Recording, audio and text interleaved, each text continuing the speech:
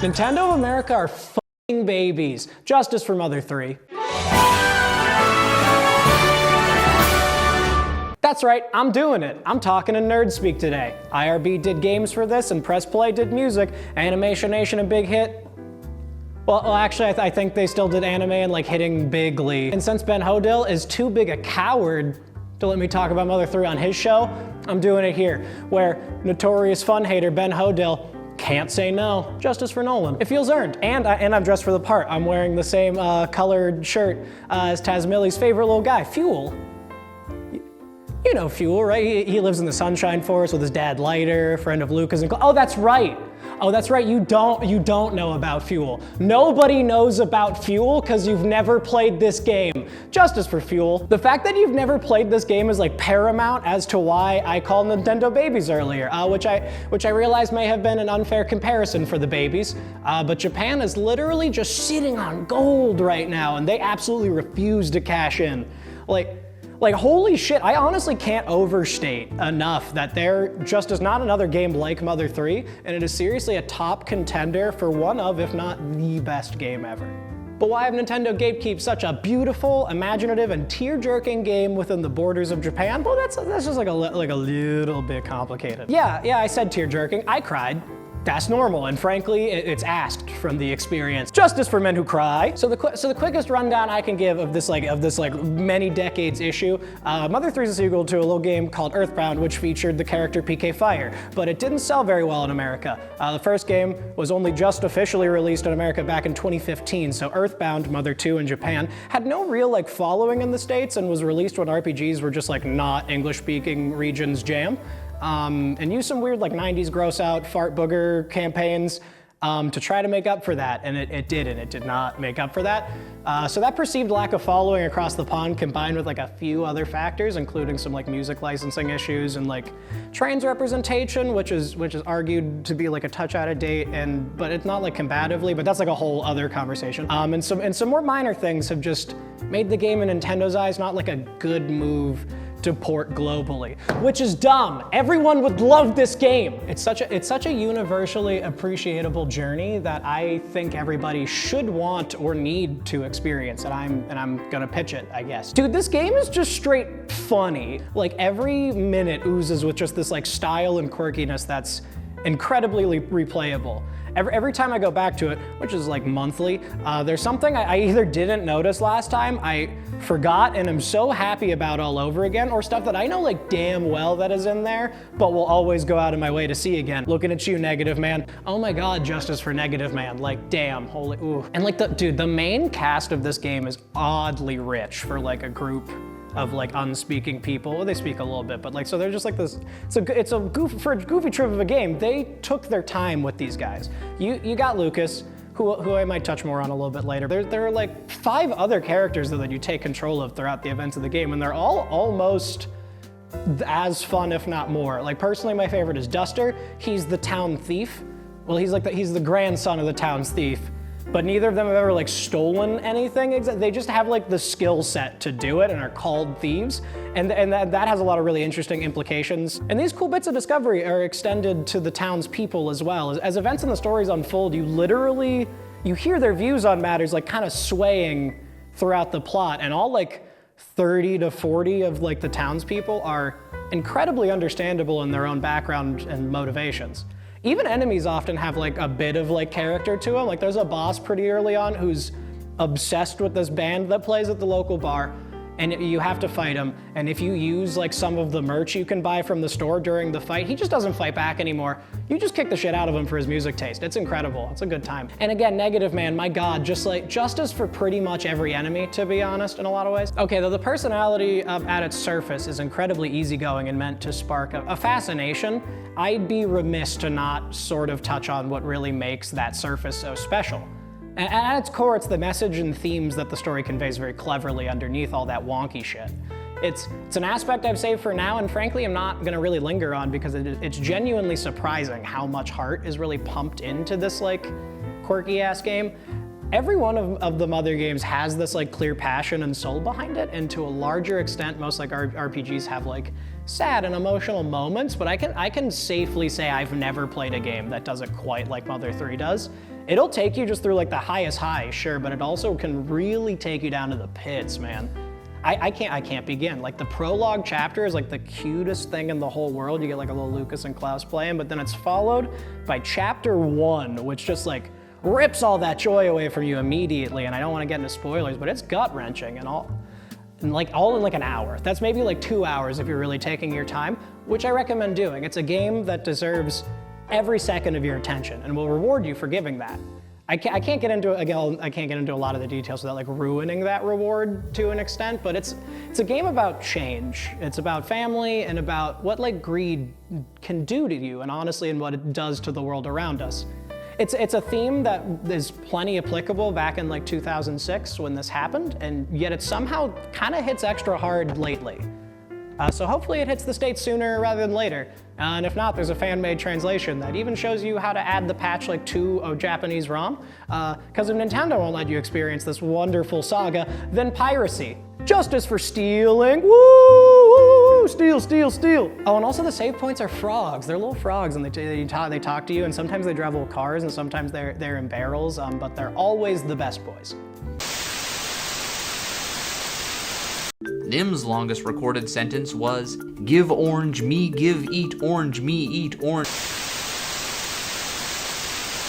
Justice. It is a fickle thing. Primarily, it is seen as the act of due process to make sure those who have been wronged get what they rightfully deserve. Some see it as purely retributive, doling out punishment to those who deserve it. But there are those few who take justice and twist it, bend it to fit their own demented view of the word.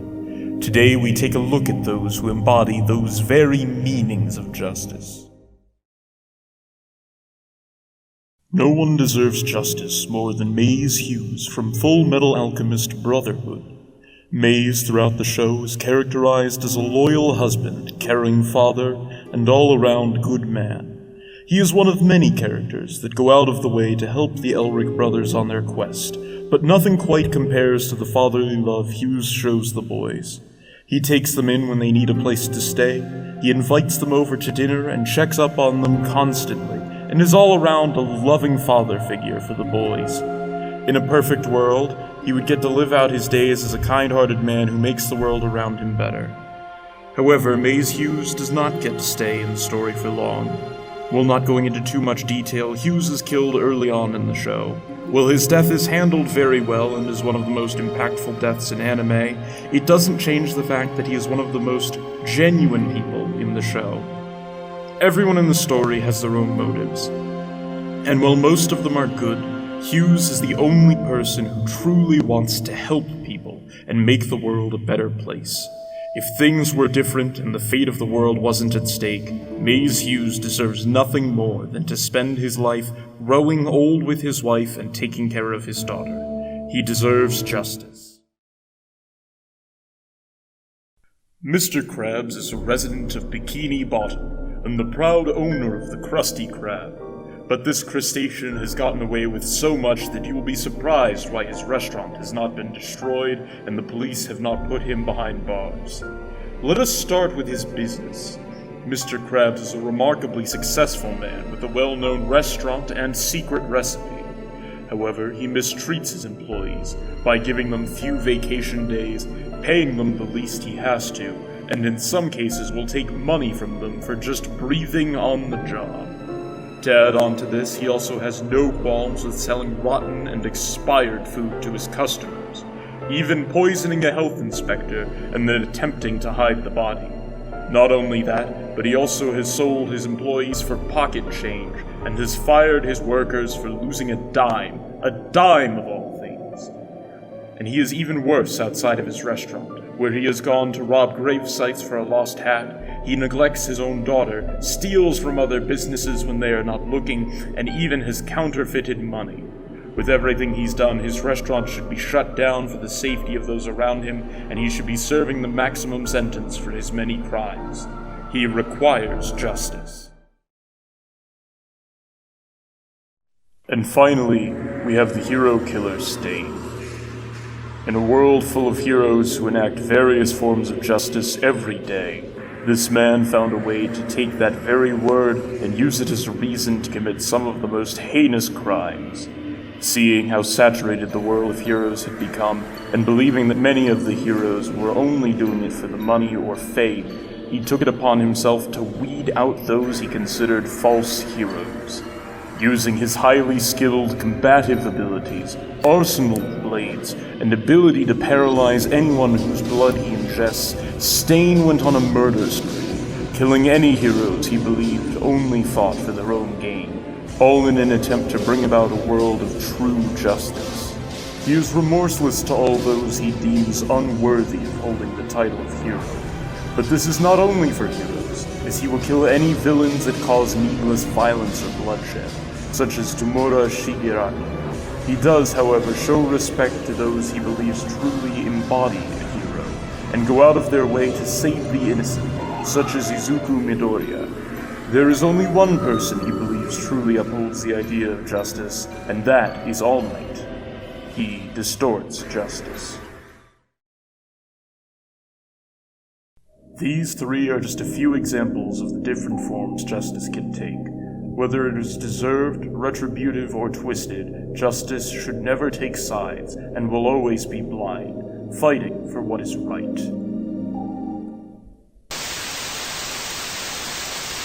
Give orange, me give eat orange, me eat orange, give me eat orange, give me give eat orange. Don't worry, you can't. Shredding! Shredding! You're shredding. Let's go! It's me, Mario!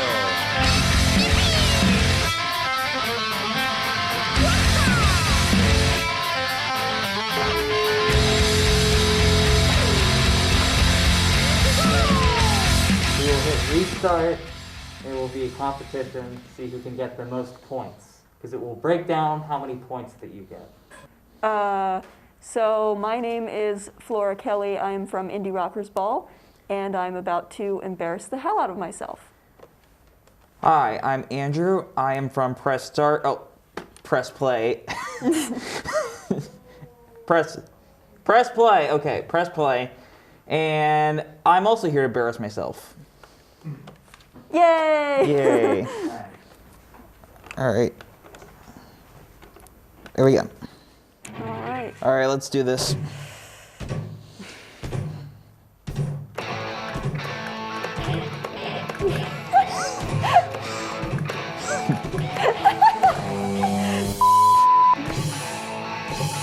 Oh, you'll have to bleep that. Huh?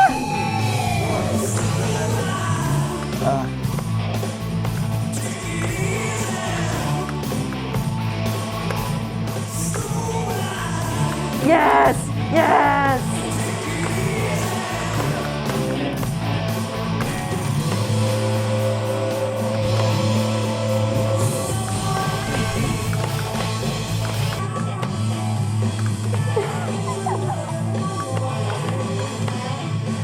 I'm messing up here in the end. Oh, God.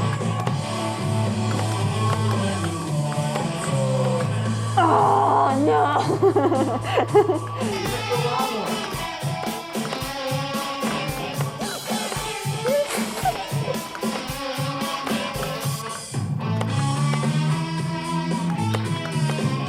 Oh, crap.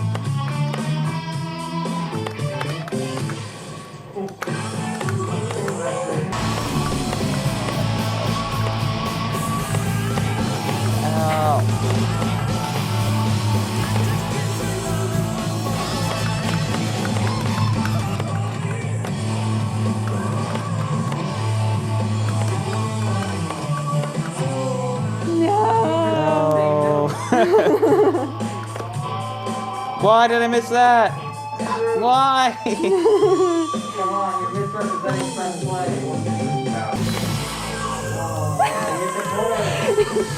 Oh, wait.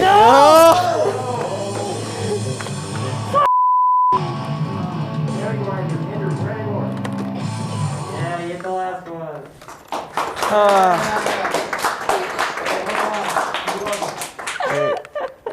And it looks like we have a winner, which would be Andrew! Yeah!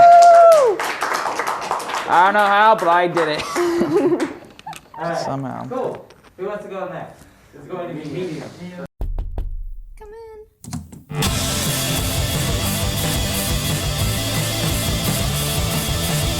Hey, I'm Dante Zatoli from IRB, and I'm here in the second round on medium difficulty.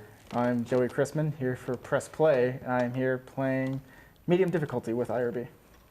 Mississippi Queen.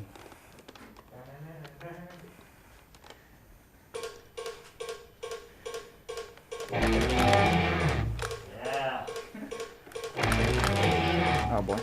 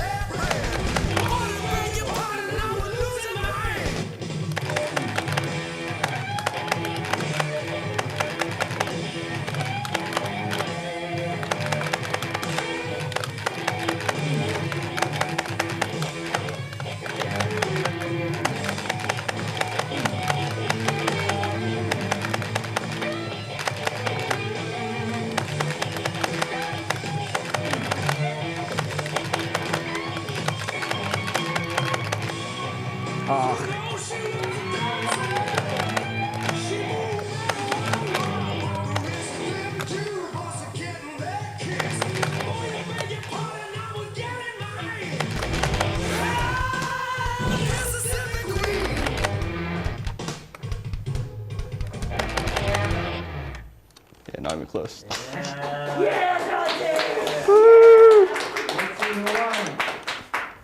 With double the points. You got the smiles. Hold on, let's see how many notes they hit. Okay. So you hit 251 notes out of 324, and you hit 113. Yeah, double. So Sick. good effort. Sick. Good effort. Okay. Here it is again, a heart of excitement in the form of a girl who... All right. Hi, I'm Miles from IRB, and we're gonna be playing When You Were Young. All right, I am Mike from Press Play, and I will also be playing it. Admittedly, I'm not used to this version, but we'll see what's going to happen.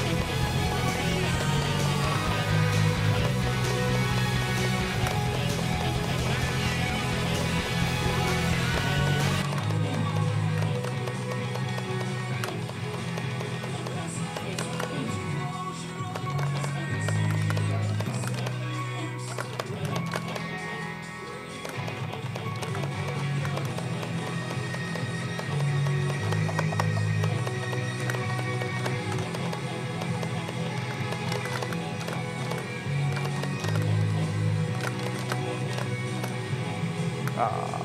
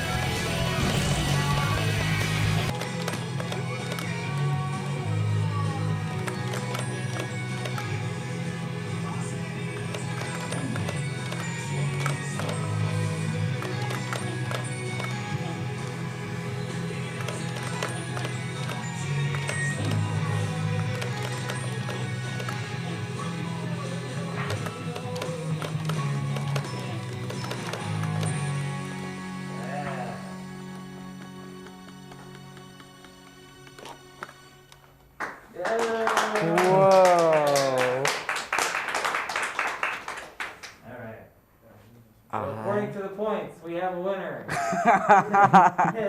Mike with 78,000 wins the medium. I bow to you, sir. Cool. All right.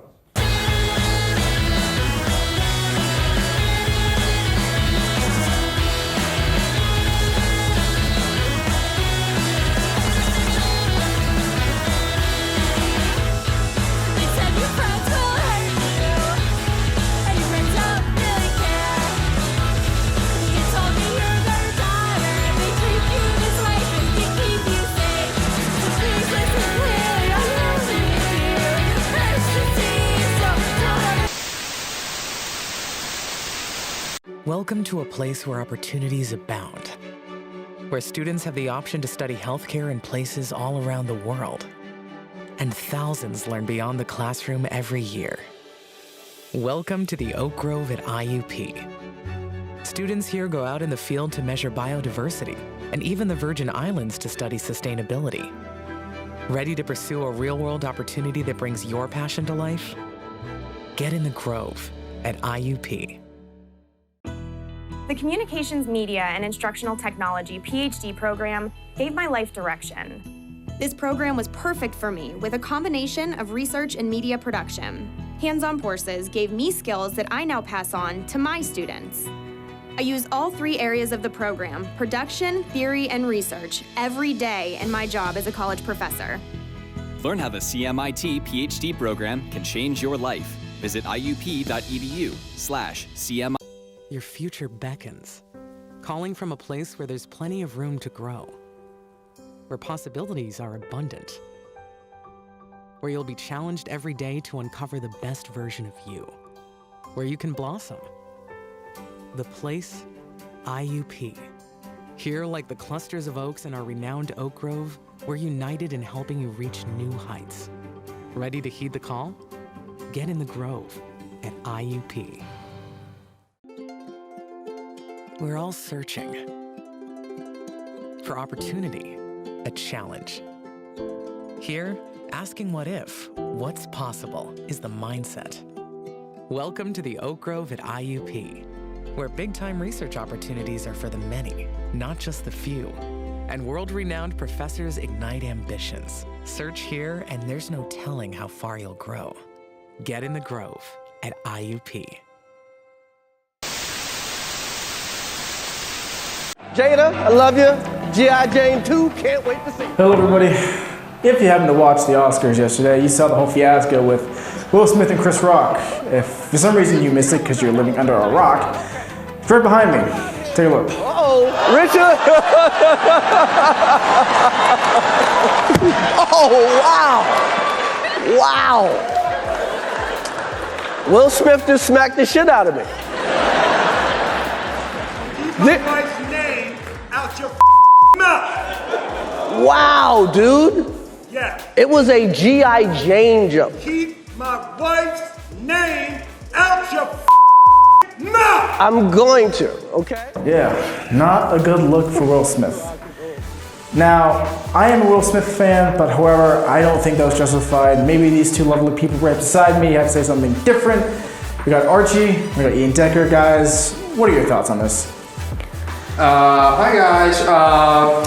Chris Rock deserved every bit of that slap in the slightest because it was funny and made me laugh, and I think Chris Rock should have been slapped. I don't think he should have been, but I think it was still funny no matter what. I thought it was funny, but I'm on your side, Archie. I don't think he deserved to be slapped because comedians, they make jokes that can offend people, but it's a joke. He didn't mean it. So I don't think, even if it got on Jada's nerves or her spiky head, I first thought it was a joke when I first saw it. Because that one didn't look real, but it wasn't until, Will Smith was yelling, "Keep my wife's name out your mouth," that I thought, oh, this is actually real. This is no joke.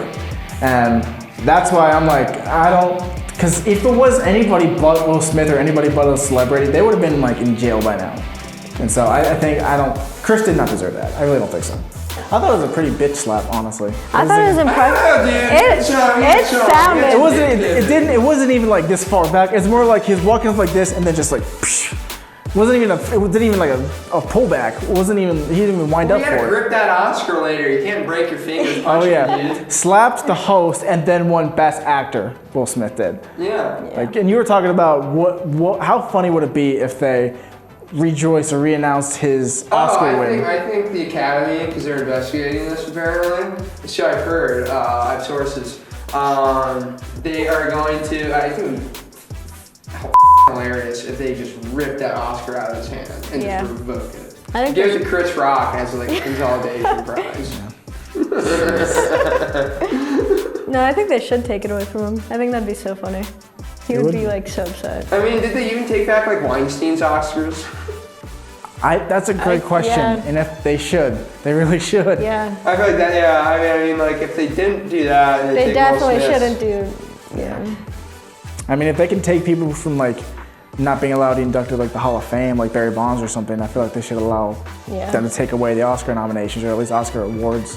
Well, I mean, one cheated throughout his entire professional career and probably collegiate, and the other guy just slapped the shit out of a dude on TV. That's kind of That's more humiliating, One cheated millions of dollars. I mean, an organization. Man. Honestly, he probably made the Oscars make more money now. That's why everybody thought of some sort of like promotional ploy, like to watch the actual Oscars. But when I saw like everybody's reaction to it, like Ryan Gosling, Meryl Streep, I'm like, this is not a joke. Nobody here thought that was a joke, which is what I found the most funny because it's one of the most out of the blue things I've ever seen on live TV.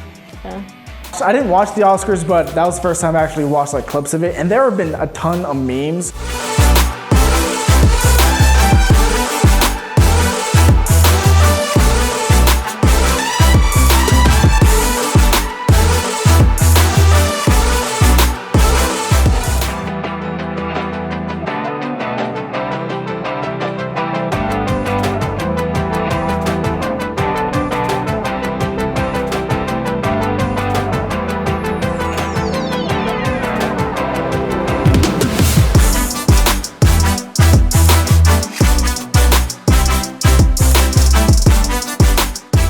Yeah, that's what happened at the Oscars. This is for obviously the show.